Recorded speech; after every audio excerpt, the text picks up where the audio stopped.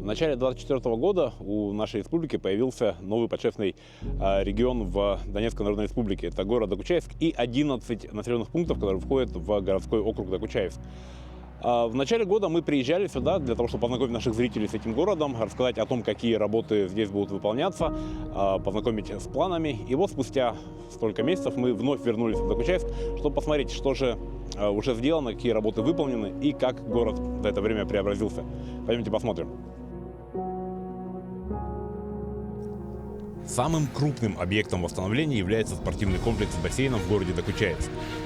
Со дня своей постройки в 1974 году спорткомплекс не видел ни капитального, ни косметического, ни планового ремонта. Полномочный представитель президента России на Дальнем Востоке Юрий Трутнев лично распорядился включить спорткомплекс в планы первой очереди по восстановлению и выделить на реконструкцию финансирования. Все нуждалось в ремонте. И все не просто в ремонте, а в капитальном ремонте. Колоссальные объемы работ сейчас осуществляются Якутией САХА за очень короткое время. Уже сделали полную замену кровли. Частично уже часть осталась замена фасада. Фасад почти весь заменен и утеплен. Проводятся штукатурные работы всех помещений, которые есть в спортивном комплексе. Сейчас у нас установлена новая вентиляция в плавательном бассейне. Подготавливается новая вентиляция в дворце спорта. Вентиляция нуждался бассейн, она вообще не работала. Сейчас ведутся работы в чаше бассейна и работы по игровому залу, большому игровому залу нашему. Скажем так, ваши желания и наши возможности, они насколько совпали? На 1000%, если можно так сказать. Всегда с нами советовалось, всегда согласовывались, все, что происходило на спорткомплексе и сейчас происходит. Мы довольны на все 1000%. Много ли детей у вас занималось? И я так понимаю, что в связи с модернизацией наверняка будет как-то расширяться спектр. У нас около 500 детей было города занимались именно учебно-тренировочным процессом, именно спортивным. Жители города Докучаевска посещали спортивный комплекс, надеемся, будет продолжать посещать с большим энтузиазмом. Новая спортивная база должна дать новый толчок для новых спортивных достижений наших детей. Потому что, когда есть условия, всегда растет желание тренироваться, и мы на это надеемся. Наши спортсмены выступают на республиканских соревнованиях, занимают призовые места. Ростовская область, призеры Ростовской области. Выезжаем на всероссийские соревнования. Поэтому есть для кого стараться.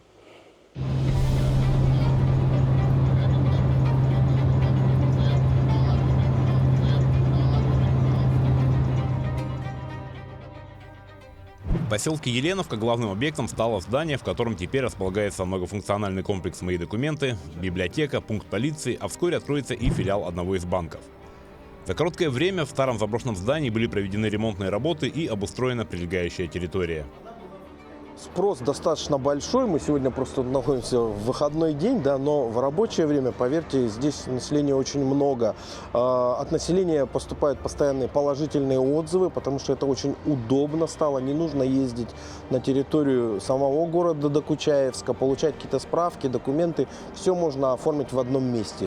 Ну а в ближайшее время, когда будет размещен банк, да, представительство выездной администрации будет вдвойне, втройне удобнее для местного населения. То есть можно будет получить полный комплекс услуг по оформлению различных документов на территории данного центра. А хватает ли специалистов? На сегодня тут работает 3-4 специалиста, как территориальное обособленное подразделение. В принципе, справляются, но наплыв людей достаточно большой. Ну, я так понимаю, что здесь работы завершены, но еще будет работа по благоустройству территории, да, привлекать? Да, сейчас отдельно мы проводим работы по благоустройству прилегающей территории. Будет заасфальтированы дорожки небольшого сквера. И, кроме того, это плавно переходит у нас на улицу без названия, которая от перекрестка до микрорайона Новый.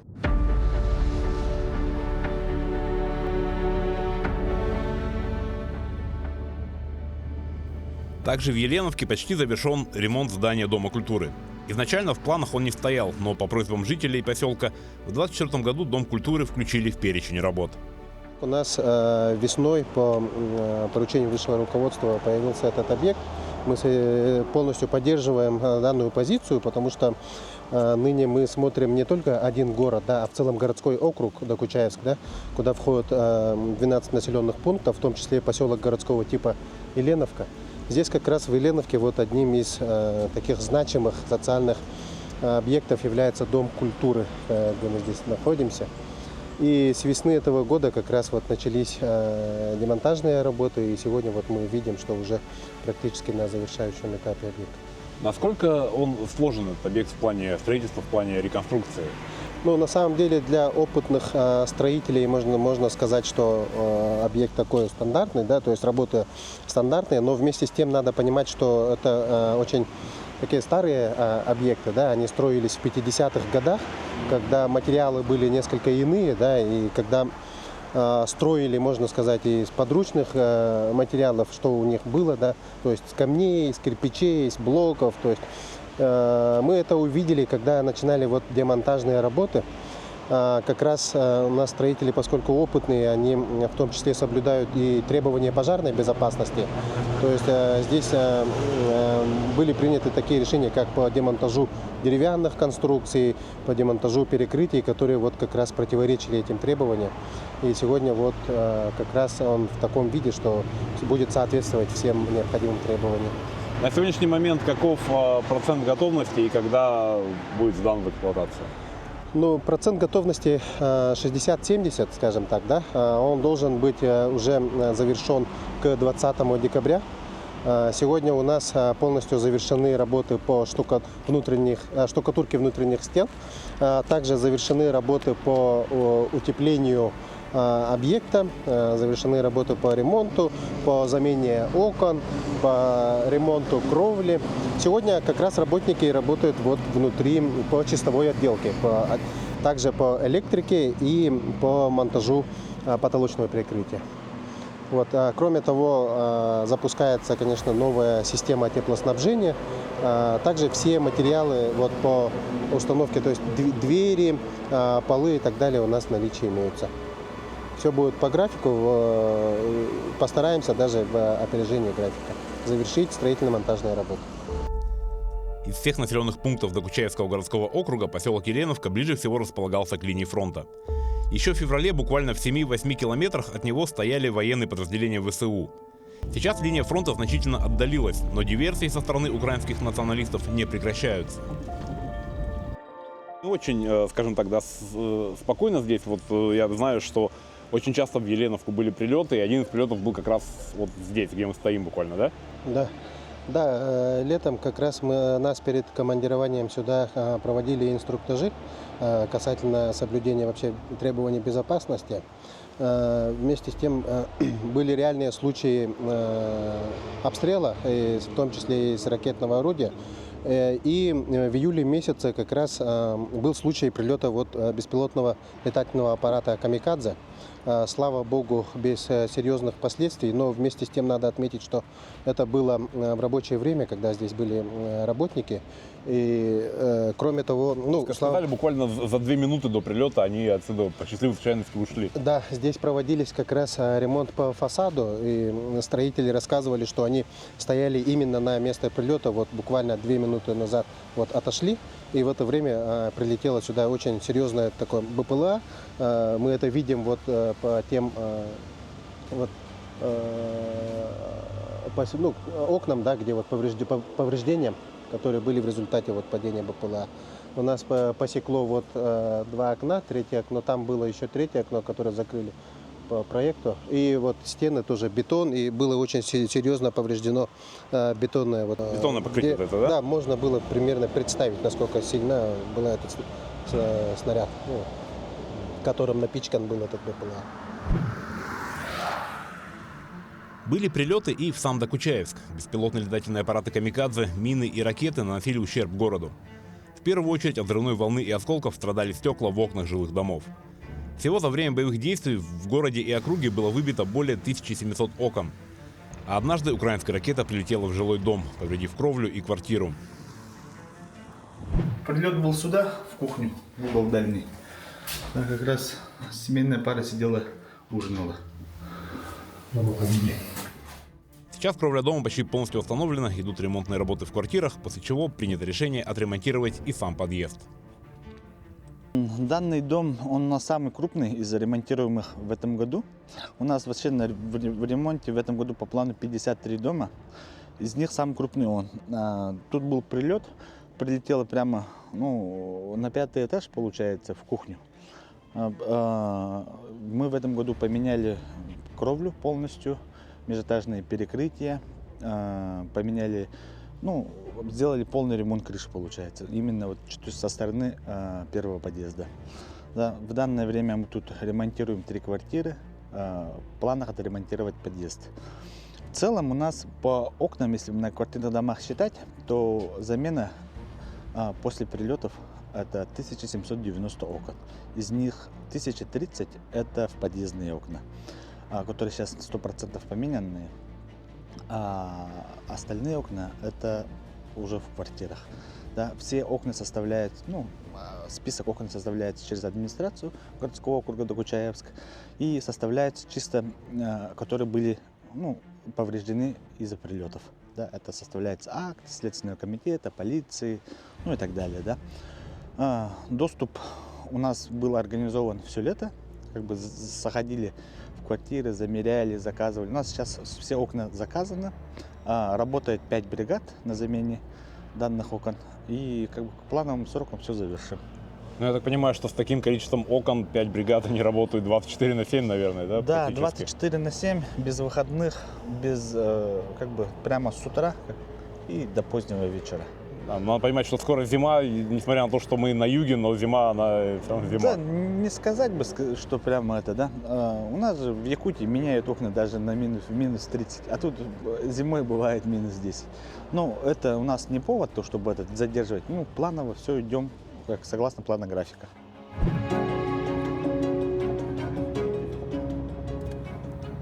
Важным объектом в Докучаевске является городская больница. По ее состоянию и техническому оснащению можно было сделать вывод об отношении киевского режима к населению страны. Старое здание, покрытое трещинами и зияющее дырами от обвалившейся штукатурки. В рентген-кабинете врачи работали на оборудовании 70-80-х годов выпуска. Никакого ремонта, никакой модернизации. За 9 месяцев, что в Докучаевске работает группа из Якутии, в больнице произведен капитальный ремонт, произведена замена окон и закуплено новое современное оборудование. Кроме того, сюда периодически приезжают специалисты из Якутии для помощи докучаевским коллегам.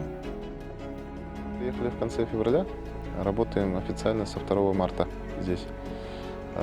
Оказывается, полный перечень экстренной и плановой хирургической помощи местному населению и военнослужащим. В бригаде постоянно работают врач-хирург, травматолог и анестезиолог. На данный момент сколько уже операций проведено? Более 450 операций выполнено, 70 лапароскопических операций в том числе. И приезжают еще, работают у нас бригада офтальмологов, также проводят операции здесь. То есть вы работаете как с гражданским населением, так и с ребятами, которые пострадали во время боевых действий? Да. У нас как раз-таки 50% это гражданские, 50% это военнослужащие. Примерно так. Приехал работать с города Якутска, с онкологического диспансера. Выполняем задачи по медицинскому обеспечению пациентов гражданского и военного ДНР, в частности, в городе Докучаевске. Пациентов много достаточно, да, в том числе и военных, различными заболеваниями, диагнозы, да. И, работа проходит в штатном режиме, происходит обмен с опытом с местными коллегами. Все в штатном режиме идет. Все больницы здесь, так или иначе, они принимают военных и должны оказывать военную помощь. Это входит в приказ местного здравоохранения. А здесь свой местный анестезиолог есть? Потому что мы когда разговаривали с главврачом, он говорил, что очень многих специалистов нет, и они прямо очень ждали, когда приедут. Здесь есть только один анестезиолог местный. И получается... на такой объем работы одного не хватает. Получается, если он будет сам работать, это 24 часа на 7. Такой график работы. Кстати, летом, почти одновременно с прилетом в Еленовку, во двор больницы также попал снаряд, о котором напоминает зияющая воронка, а на дверях и стенах здания подстанции видны отметины от осколков. Мы проходили инструктаж и как бы были в курсе всего происходящего. У меня это было где-то на 7-е сутки или на 6-е сутки. Я посчитал, что это в порядке вещей, как-то особо не понял, что... Ну вот вы в момент прилета вы где были, чем занимались, как это? Ну, я спал, это было 5:50 утра. Ну, просто я проснулся и все. В конце января мы также посетили школу номер 4 и поговорили с директором, и тогда у директора этой школы было очень такое серьезное воодушевление, потому что ей пообещали, что рабочая группа из Якутии в рамках работ делает в том числе и спортивное ядро во дворе школы. Собственно говоря, вот и ядро готово, потому что буквально, вы сейчас посмотрите, я специально поставлю кадры с нашей прошлой съемки.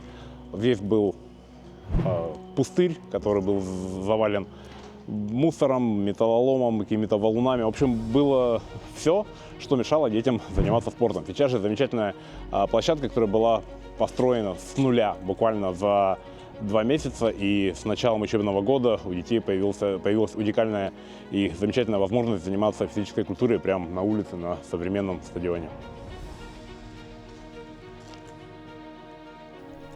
Еще одним крупным объектом восстановления является городской парк культуры и отдыха. Докучаевцы постепенно привыкают к мирной жизни, и все реже тут слышны звуки работы артиллерии и систем залпового огня. И все чаще люди выходят на прогулки. Парк расположен в самом центре города, через него лежит путь к больнице и спортивному комплексу. Поэтому его восстановление – важный вклад в социальную жизнь докучаевцев. Площадь парка более 20 гектаров. Да? На самом деле парк был достаточно заброшенный. Здесь были старые тротуарные дорожки, несколько штук, ну и основная центральная аллея. Был разработан проект. Вообще реконструкция парка поделена на 2 этапа. Первый этап, вот как раз мы где находимся, это как бы северная часть парка, верхняя часть парка. Она финансируется за счет средств республиканского бюджета. И южная, нижняя часть парка, она финансируется за счет средств гранта, привлеченного из федерального бюджета. В целом концепция парка – это цветок на камне называется концепция парка. Вот. В настоящий момент у нас произведена укладка тротуарной плитки в порядка 80% объема этого года выполнена. Полностью реконструирована площадь с монументом. У нас осталось только отреконструировать в рамках 80-летия Победы сам монумент с вечным огнем. Ну и концепцией парка будет предполагаться наличие здесь фудкорта, общественного туалета, игровых зон, место для размещения мобильных аттракционов для детей. Ну и вообще парк находится, видите, он в самом центре города находится. Здесь много вокруг именно таких общественных интересных пространств для жителей, для молодежи. Это и спорткомплекс рядом. Рядом находится стадион, который тоже в свое время в дальнейшем будет когда-то реконструирован. Да? Здесь находится и администрация, центральная площадь Докучаевска, социальные объекты. Ну и парк пользуется достаточно большим таким спросом, да, со стороны населения. Хочешь, не хочешь, все равно через парк пройдешь. Да, да, то есть он находится в центре, ну и плюс он очень зеленый, да, здесь очень хорошо летом, то есть не так жарко, ну и поэтому людей очень много будет. И я думаю, что очень молодых мам с детьми. Сейчас... Освещение какое-то предусматривается? Да, в рамках реконструкции полностью. Здесь вообще нету освещения в этом парке, поэтому после 18-19 часов здесь просто темень. Да? Здесь будет установлены и лавочки, места для отдыха, полностью парковое освещение. То есть все будет. Во время рабочего визита на Донбасс глава Якутии Айсан Николаев посетил Докучаевск и провел инспекцию по восстановлению. На многих объектах работы идут с опережением графика и будут сданы раньше запланированного срока. Председатель правительства Донецкой Народной Республики Евгений Солнцев поблагодарил главу республики и всех якутян за проделанную работу. Но объектами, которые сдаются в 2024 году, помощь Докучаевскому городскому округу не ограничивается, и у республики большие планы на 2025 и последующие годы. Мы планируем работу 25-26 годов. Это и школа, это и детский центр творчества, который очень мне понравился, коллектив, но мы обязательно поддержим для того, чтобы, вот опять же, здание, в котором никогда никакого ремонта не проводилось, а оно практически поддерживается сегодня силами только самих сотрудников и самих детей, которые там занимаются, стало все-таки настоящим таким, знаете, оплотом творчества, культуры для детей Докучаевска. Посмотрели мы также и перспективу открытия здесь молодежного центра. Очень такое правильное, хорошее место найдено в центре города. Уверен, что мы сможем здесь сделать его современным, креативным. Появится там и IT-центр. Наподобие таких, которые у нас в Якутии мы создаем десятками. Уверен, что вот этот пример, который мы здесь уже на Донбассе реализовали в Кировском и в Докучаевском, тоже будет очень тепло воспринят, в первую очередь, молодежи. Ну и, конечно, наш вот главный объект уже практически, можно сказать, этого года, это вот ремонт, восстановление спорткомплекса вместе с бассейном. Здесь хочу особо подчеркнуть, что планировалось это сделать до конца 2025 года, но благодаря хорошей, серьезной работе строительных компаний, хорошей контролю, помощи страны и правительства Российской Федерации и Донецкой Народной Республики, мы сейчас уже можем говорить о том, что строительные монтажные работы в основном будут закончены уже до Нового года. А в первом квартале, после уже окончательного, ну, скажем так, дооборудования, поставки оборудования, которое здесь тоже будет абсолютно все новое, этот замечательный спорткомплекс будет открыт, и он, уверен, станет гордостью не только Докучаевска, но и всей Донецкой Народной Республики. Благодаря работе Якутии жители Донбасса постепенно возвращаются к мирной жизни и получают возможность пользоваться всеми благами современного общества, которых они были лишены долгие-долгие годы.